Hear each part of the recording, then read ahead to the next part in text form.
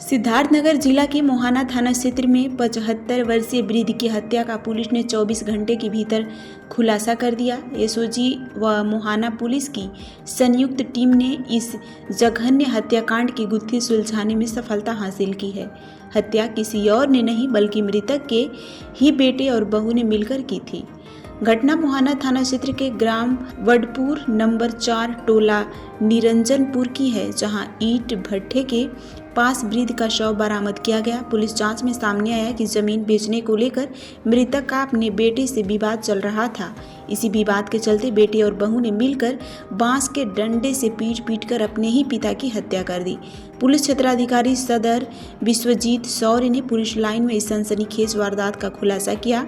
इस निर्मम हत्या से पूरे क्षेत्र में सनसनी फैल गई है। ग्रामीणों के अनुसार परिवार में लंबे समय से आपसी विवाद चल रहा था, जिसकी परिणति इतना भयावह होगी इसका किसी ने अनुमान भी नहीं लगाया था।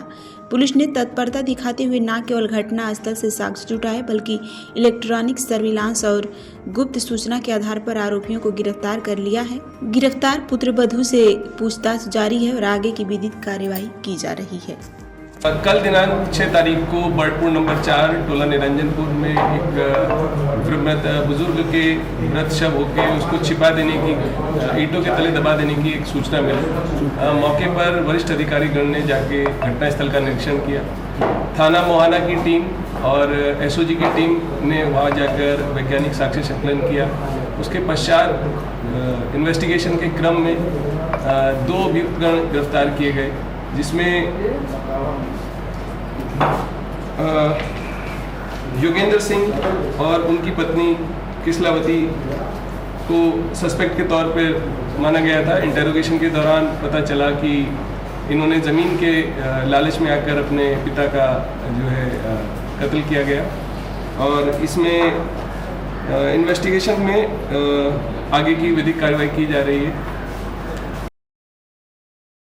परासिया थाना क्षेत्र के वार्ड क्रमांक 16 न्यू चीफ हाउस में 66 वर्षीय बिमला बाई सनोडिया की नृशंस हत्या और लूटपाट की घटना का पुलिस ने महज 48 घंटे में खुलासा कर दिया है। मृतका का शव घर के बीच वाले कमरे में खून से लथपथ हालत में मिला।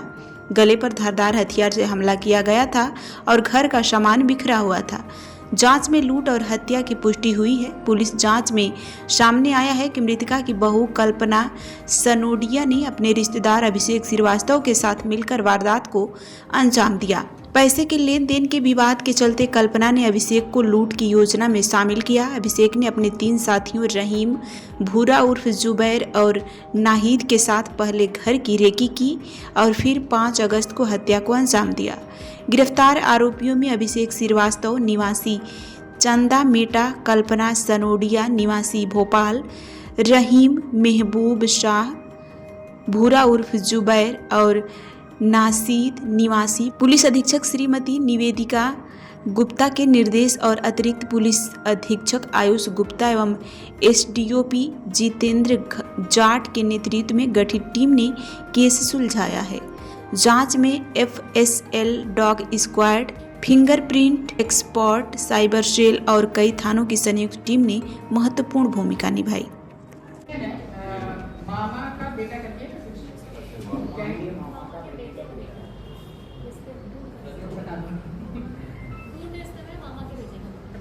जी, पर उनका कनेक्शन कंटिन्यूअस है, मतलब वो 10 साल लड़का रहा है। अभिषेक श्रीवास्तव बैतूल में काम किया है, टाटा की फाइनेंशियल मोटर्स में।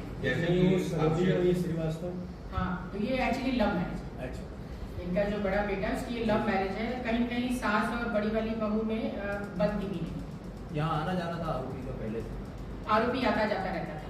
तो जो इसकी जो मृतिका है वो उसे पहचानती थी। एक दिन पहले ये लोग रेकी भी करने आए थे और उसे एग्रेशन में तब भी ये पैसे ही मांग रहे थे। फिर दूसरे दिन जब ये आए तो उसमें फिर ये इतना एग्रेशन में हो गया और महिला ने भी चीखा चिल्लाया तो उतने में इन्होंने मांगा। और अभिषेक श्रीवास्तव जो है ये चांदा बेटा का, 3 आरोपी और जो है वो बैतूल के। तो ये प्रॉपर संगठित होकर इन्होंने कोई प्लान वगैरह किया, ये पहले से जानकार थे? तो पूछो जी, क्या घटना जी। परासिया थाने के अंतर्गत 5 अगस्त को रात्रि लगभग 9:30 से 10 के बीच एक बुजुर्ग महिला के मर्डर होने की खबर आई। तो तत्काल ही हमारे अनुविभागीय अधिकारी जो जितेंद्र हैं वो परासिया थाने के अंतर्गत उसी घर में पहुंचे और एसओसी पे देख करके जो तत्काल समझ में आया कि बड़े ही ब्रूटल तरीके से महिला को मर्डर कर दिया है किसी ने। बगल के ही घर में एक सीसीटीवी कैमरा लगा था, तो तुरंत ही टीम लग गई अपने पूरे काम में और कैमरे में देख करके कुछ संदिग्धों के बारे में जानकारी मिली। फिर अपनी टेक्निकल टीम और एक अपनी फिजिकल टीम जो आरोपियों को राउंड अप कर पाती, पैरेलली हमने लॉन्च कर दी और विद इन 24 आवर समथिंग हम लोग किसी तरह से सभी आरोपियों के बारे में जानकारी इकट्ठा करके आज उन लोगों को हम अपनी कस्टडी में ले पाए हैं। इनमें जो मृतिका है उनकी अपनी बहू है, जो उनका बड़ा बेटा है वो एक्चुअली सौतेला बेटा है, पहली शादी से है अपने हस्बैंड की, उसका इसमें रोल आया है। उसने जो है अपने भतीजे, कल्पना सनोडिया नाम है इनकी बहू का, इसने अपने भतीजे अभिषेक श्रीवास्तव के माध्यम से कुछ पैसे का लेन देन था इनका आपस में और बहुत सारी उधारियां इनने उठा रखी थी अपने बिजनेस को चलाने में। तो उस पैसे को पटाने में ये महिला, क्योंकि अभी WCL से रिटायर हुई थी, तो बहुत सारे पैसे इनके पास होंगे इस अंदेशा में इन्होंने अपने भतीजे को बार बार उकसा के, और बाकी ये जो इनका भतीजा अभिषेक श्रीवास्तव, इसके और पुराने दोस्त थे जिनका कुछ क्रिमिनल रिकॉर्ड भी है, तो उन्होंने जो है एक ऐसी योजना बनाई कि एनी हाउ हमें पैसे लेने हैं। वो लूट कारित करते हुए महिला का मंगलसूत्र और कान के टॉप्स और हाथ के सोने के कड़े, ये सभी चीज़ें ले करके और चाकू से वार किया उनके गर्दन पे और महिला वहीं मृत अवस्था में पड़ी हुई थी। 5 आरोपी हैं इसमें, एक कल्पना और उनका भतीजा जो अभिषेक श्रीवास्तव, इसके अलावा है रहीम उर्फ बेटी और एक है नियाद और एक है भूरा। नकदी तो मात्र 2000 रुपये हैं, क्योंकि बाकी सामान इनको मिला नहीं है। अलमारियाँ वगैरह खुली थी, महिला के बदन पर ना तो पायल थे ना सोने के कड़े, तो वो देखते ही जैसे इनकी बेटी आई उन्होंने बताया कि पायल भी पहनती थी, ये सारी चीज़ें गायब थी। तो मैडम आरोपियों ने पूछताछ में बताया वो कितने की लूट का इरादा था इनका? इनको पूरा अंदेशा था कि कम से कम 15-16 लाख आराम से मिलेंगे। इनकी बहू ने भी यही बताया था और इसकी लगभग उधारियाँ देनदारियाँ इतनी हैं कि इन्होंने यही सोच के कहा कि अब तो पैसे चाहिए। सह आरोपी जो बनाए गए हैं उनमें भी कोई बॉन्डिंग हुई होगी ना वैसे की? सह आरोपी जो भी और आरोपी साथ में, तो ऐसा है, सोने के कड़े किसी के पास से मिले, मंगलसूत्र किसी के पास मिला, टॉप्स किसी के पास मिला, ये करके तुरंत भाग गए थे इधर उधर, तो इसलिए उनको राउंड अप किया और सारे सामान की जब्ती हो गई और जिस चाकू से वार किया था वो भी इनके बताए हुए रास्ते पर वहीं पर मिला। स्थानीय बिसड़ू चौक स्थित एक सभा भवन में गुरुवार को सावन मिलन समारोह का आयोजन भव्यता और उल्लास के साथ किया गया। कार्यक्रम में सैकड़ों की संख्या में हरे परिधान में सजी महिलाओं ने भाग लिया और प्रकृति के इस पावन पर्व का स्वागत नृत्य और गीत संगीत के माध्यम से किया। कार्यक्रम में महिलाओं ने पारंपरिक गीतों पर ठुमका लगाया, जिससे समारोह स्थल उत्साहवर्धी रंग में रंग गया।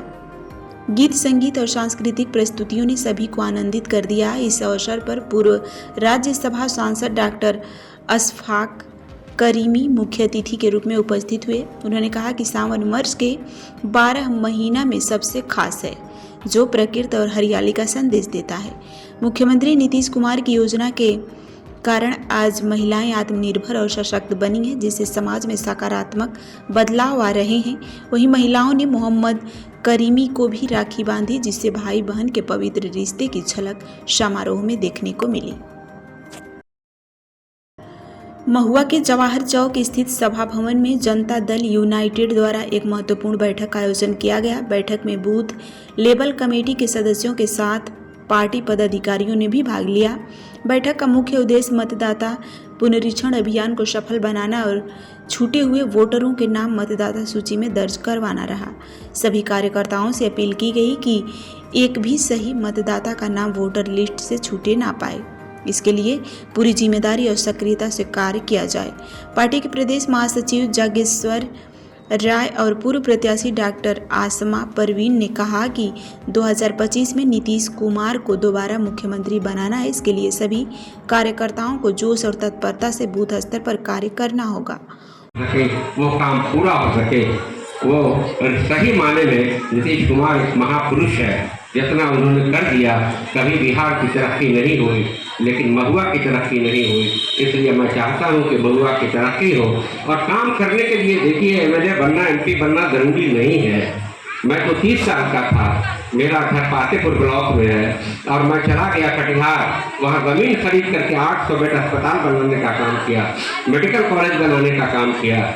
150 बच्चे MBBS करते हैं, लगभग 90 बच्चे MD MS करते हैं, 100 बेटियाँ और बेटे BSc nursing D pharm, paramedical और सारे कोर्स। ये यूनिवर्सिटी श्री नीतीश कुमार जी ही ने दिया है, जिसका नाम है अल करीम यूनिवर्सिटी, जो कटिहार में स्थापित है, और मुझे उसका कुलाधिपति बनाने का काम किया ये नीतीश कुमार ही कर सकते हैं। तो मैं कहना चाहता हूँ कि ऐसा वो पुरुष जो हर तरह से, आप स्कूल देखा होगा आपने, जो ढह रहे थे, स्कूल बदनुमा हो गया था, प्लास्टर ढह रहा था, लेकिन उसने सारे स्कूलों को कितना खूबसूरत बनाने का, एक नया बिल्डिंग बनाने का काम किया, एक अच्छा बनाने का काम किया। वो स्कूल को, यानी ये सोच है कि जब तक बच्चे पढ़ेंगे नहीं तो वो घर आगे नहीं बढ़ेगा। बच्चे जब पढ़ लिख लेंगे तभी वो घर मजबूत होगा, तभी उनको अच्छी नौकरी मिलेगी, और अच्छी नौकरी मिलेगी तो अच्छा पैसा आएगा, तभी आगे की नस्लों को, आने वाले बच्चों की ज़िंदगी सुधर सकेगी। तो इन सबों में नारी शक्ति ज़रूरी है, और नारी की शक्ति के लिए जिसने काम किया है श्री नीतीश कुमार जी ने, जो मैंने आपको बताया, तो ये बात हमें समझना है कि नारी शक्ति तो घर से शुरू होती है। घर के मर्दों को, चाहे वो जिस रूप में मर्द हो, उनको नारी शक्ति को आगे बढ़ाना चाहिए। लेकिन ये बात भी ध्यान रखना है कि बेटी को बाप चाहिए, पत्नी को हस्बैंड यानी शौहर चाहिए,